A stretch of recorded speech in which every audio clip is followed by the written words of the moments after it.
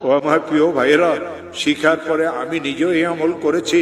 এই কোরআনে করিমকে মাথায় নিয়ে বলি, এই কোরআনে করিমকে মাথায় নিয়ে বলি, এই কোরআনে করিমকে মাথায় নিয়ে বলি, এই কোরআনে করিমকে খুলিয়ে কলিজার সাথে মিলেই বলি, আমার মাওলার নামে কসম করিয়ে বলি, যতবার আমি এই আমল করেছি নিজের জন্য, বিপদগ্রস্ত আত্মীয় স্বজনের জন্য, খুদার কসম প্রত্যেকবার আল্লাহ আমাকে এর ফলাফল হাতে হাতে দিয়েছে।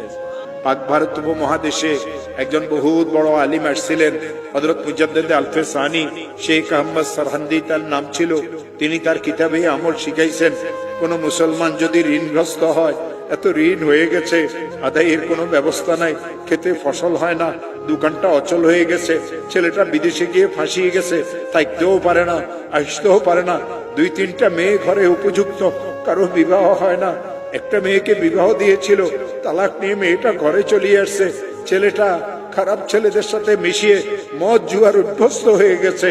এই লোকটার পেরেশানির কোনো শেষ নাই, অনেক মামলা মোকদ্দমা তো সে ফাঁসিয়ে গেছে।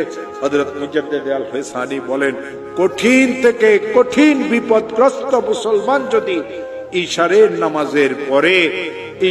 নামাজের পরে তাসবিহ হাতে নিয়ে যেই দরুদ শরীফ পড়তে জানে, 100 বার দরুদ শরীফ পড়বে। আল্লাহুম্মা সাল্লি আলা সাইয়্যিদিনা মুহাম্মদ, আল্লাহুম্মা সাল্লি আলা সাইয়্যিদিনা মুহাম্মদ, আল্লাহুম্মা সাল্লি আলা সাইয়্যিদিনা মুহাম্মদ।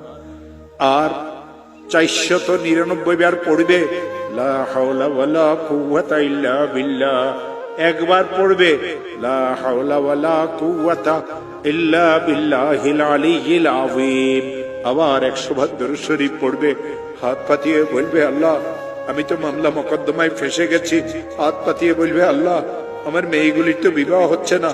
হাত পাতিয়ে বলবে, আল্লাহ আমার একটা মেয়ে তালাক নিয়ে ঘরে চলে এসেছে। হাত পাতিয়ে বলবে, আল্লাহ আমি মামলা মোকদ্দমাতে ফাঁসিয়ে গেছি।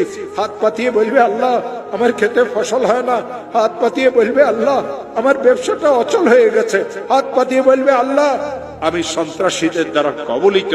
হাত পাতিয়ে বলবে, আল্লাহ আমার ছেলেটা তো বিদেশে গিয়ে ফাঁসিয়ে গেছে। হাত পাতিয়ে দিয়ে বলবে, আল্লাহ আমার আরেকটা ছেলে তো অনেক খারাপ হয়ে গেছে, আমাকে মারধর করতে চায়। মাওলা তুমি আমাকে বিপদ থেকে মুক্ত করে দাও। আমার হাতে কোরআন আছে। দেওবন্দ মাদ্রাসার একজন বড় মুহাদ্দিস হযরত মাওলানা মুফতি আমিন সাহেব পালানপুরি, তিনি আমাকে আমল শিখাইছেন।